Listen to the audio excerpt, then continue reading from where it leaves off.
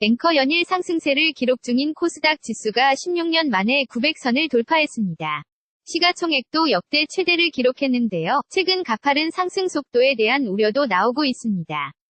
보도에 김병용 기자입니다. 리포트 코스닥 지수가 900선을 돌파했습니다.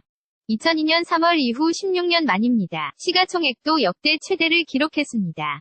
기관과 외국인의 쌍끌이 매수가 지수 상승을 이끌었는데 사흘 연속 매수에 나선 외국인은 올 들어 이틀만 빼고 코스닥 주식을 퍼담고 있습니다. 올해 증시 첫 개장과 동시에 10여 년 만에 800선을 찍은 코스닥은 다시 열흘 만에 900선을 뚫었습니다.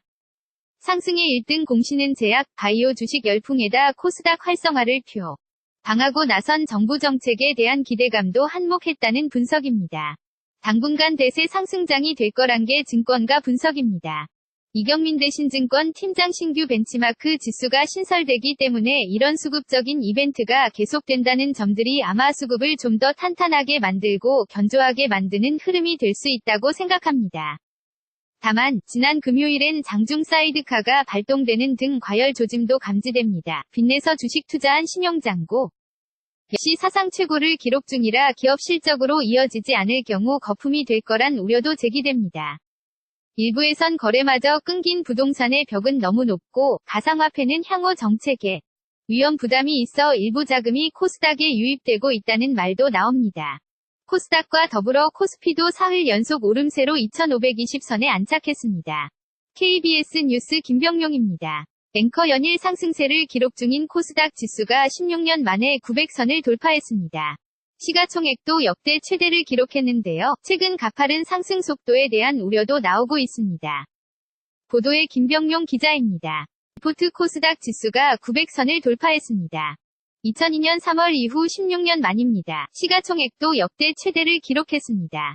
기관과 외국인의 쌍끌이 매수가 지수 상승을 이끌었는데 사흘 연속 매수에 나선 외국인은 올 들어 이틀만 빼고 코스닥 주식을 퍼담고 있습니다. 올해 증시 첫 개장과 동시에 10여 년 만에 800선을 찍은 코스닥은 다시 열흘 만에 900선을 뚫었습니다. 상승의 1등 공신은 제약, 바이오 주식 열풍에다 코스닥 활성화를 방하고 나선 정부 정책에 대한 기대감도 한몫했다는 분석입니다. 당분간 대세 상승장이 될 거란 게 증권가 분석입니다. 이경민 대신증권 팀장 신규 벤치마크 지수가 신설되기 때문에 이런 수급적인 이벤트가 계속된다는 점들이 아마 수급을 좀 더 탄탄하게 만들고 견조하게 만드는 흐름이 될 수 있다고 생각합니다. 다만 지난 금요일엔 장중 사이드카가 발동되는 등 과열 조짐도 감지됩니다. 빚내서 주식 투자한 신용장고 역시 사상 최고를 기록 중이라 기업 실적으로 이어지지 않을 경우 거품이 될 거란 우려도 제기됩니다. 일부에선 거래마저 끊긴 부동산의 벽은 너무 높고 가상화폐는 향후 정책에 위험 부담이 있어 일부 자금이 코스닥에 유입되고 있다는 말도 나옵니다.